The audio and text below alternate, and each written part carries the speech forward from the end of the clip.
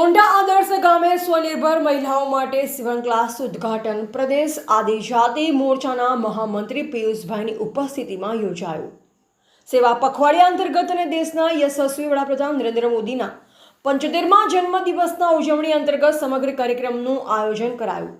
વાંસદા તાલુકાના છેવાડાના ગામોમાં પ્રકૃતિના ખોળે વસેલું આદર્શ ગામ ચોંડા ગામમાં હાર્દિક જન પરિવર્તન ટ્રસ્ટ ચીખલી દ્વારા સીવણ ક્લાસ, બ્યુટી પાર્લર, ખેતી અને પશુપાલનના વિકાસ માટે નર્સરી જેવા સ્વનિર્ભર ભારત અંતર્ગત પ્રકાશભાઈ નાયકના માર્ગદર્શન હેઠળ આ વિસ્તારને મુખ્ય ધારા સાથે જોડવા પ્રયાસ કરાઈ રહ્યો છે।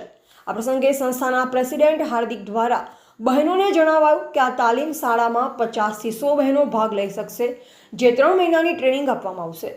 આજના કાર્યક્રમમાં વાંસદા ભાજપ પ્રમુખ સંજીભાઈ પટેલ, ભાજપ મહામંત્રીઓ, તાલુકા સદસ્યો, કારોબારી તરુણભાઈ, ગામના સરપંચશ્રીઓ, આદર્શ ગામના મંડળના સભ્યો તથા ચોંડા ગામની બહેનો હાજર રહી હતી। સમગ્ર આયોજન અને માર્ગદર્શન અમેરિકા નિવાસી સમાજ સેવક પ્રકાશભાઈ નાયક દ્વારા કરવામાં આવ્યું। રિપોર્ટર કમલેશ ગાવિત, ગ્રામીણ ટુડે ન્યૂઝ, વાંસદા।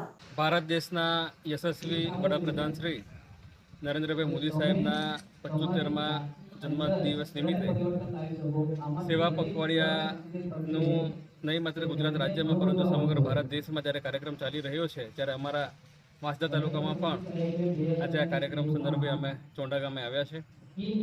ચોંડા ગામે ગ્રામ પંચાયતમાં 50 જેટલી આદિવાસી બહેનોને આજે સીવણ ક્લાસની તાલીમ જે નારી સશક્તિકરણ અનુસંધાને હતી, જેમનું આજે અમે ઉદ્ઘાટન કરીને આવ્યા છે।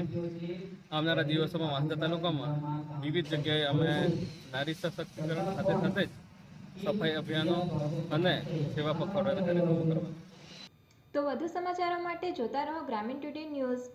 ગ્રામીણ ટુડે ન્યૂઝને લાઇક, શેર અને સબસ્ક્રાઇબ કરો।